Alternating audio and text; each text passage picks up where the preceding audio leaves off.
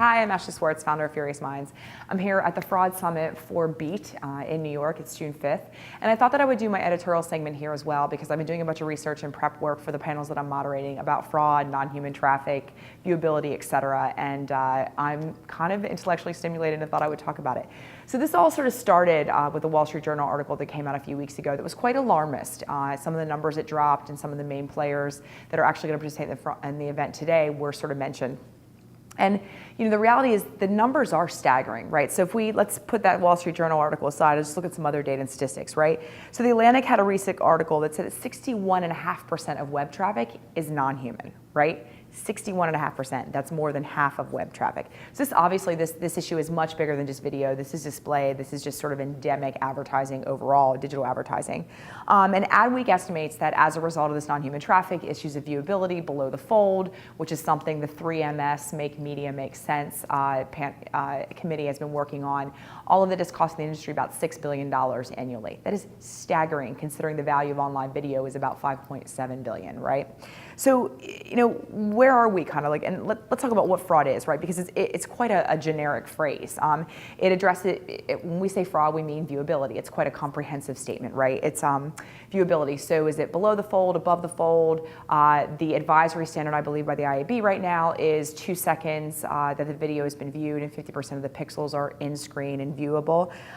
It includes sort of this issue of iframes, right? And sort of tracking and everything, non-human traffic, bot traffic. When we use the term fraud, it's sort of collective, right? And they're kind of all interrelated in many ways.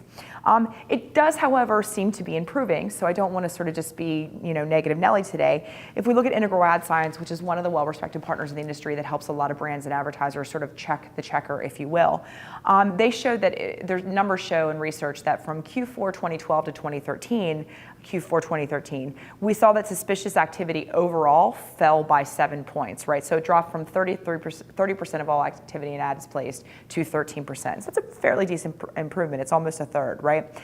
We're seeing that the biggest culprits, though, in regards to suspicious activity or the lack of delivery of ads in view are exchanges and networks, which is sort of not a surprise, right?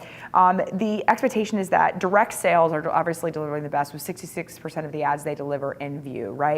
But that's also a 5% improvement year over year as well. Ad networks estimate they're performing at about 51%, and exchanges are coming in at the bottom at 47% being in view. There are a couple big questions here, right? Obviously, what do we do as an industry? Advertisers are sort of being forced to step up and take responsibility to police. And by virtue of taking responsibility, even though they're looking at a cost of doing business and it's putting more burden on agencies sort of in addition to just the media buying and planning, the reality is whose cost is it to bear, right? So check the checker. Is it beholden, to whom should the responsibility be given to actually make sure that something that is sold and then procured, is it the buyer or the seller that should take responsibility, or should it be shared across the ecosystem because it is such an endemic problem? And if you listen to some of the industry leaders, a lot of the problems specifically around the non-human traffic or the bot stuff is coming from enterprises that exist outside of the US and sort of outside of the confines of what we define as legally sort of upstanding and respectable behavior in digital advertising and marketing, right? So that's the first big question. Who bears the cost, and how do we sort of figure that out? Is it shared? Is it the publisher? What does it mean for CPMs? Will guaranteed in-view videos actually increase, for example, over time, and sort of that bottom feeder inventory that we don't know, where there's a lot of waste, the eCPMs will just drop so that the inefficiency of it doesn't really matter because your effective total spend remains the same? That's to be determined. What does this mean for programmatic, right? I don't think this is a silly question to ask. I posed it to a few folks and they just sort of looked at me. I do think that as dollars are shifting to exchanges, especially brands that are buying tonnage, right, and not necessarily buying sort of premium, super premium, if we talk about video in particular, inventory, the reality is that exchanges and RTB and all that stuff, I do think there's a huge implication there. If the exchanges in particular are the ones that are performing the least sort of in regards to the percentage of inventory that's in view, we could see implications in regards to how dollars are shifting from direct buying and planning to automated and programmatic and exchange platforms, specifically for video. And if publishers are able to obtain a higher CPM for their premium inventory, because we still are at a place of a lack of liquidity in the marketplace for premium video, then I'm not sure that that's not going to slow the growth and acceleration of programmatic overall. Just a thought. So the last one is, let's just call out and say hello to the big girl in the room.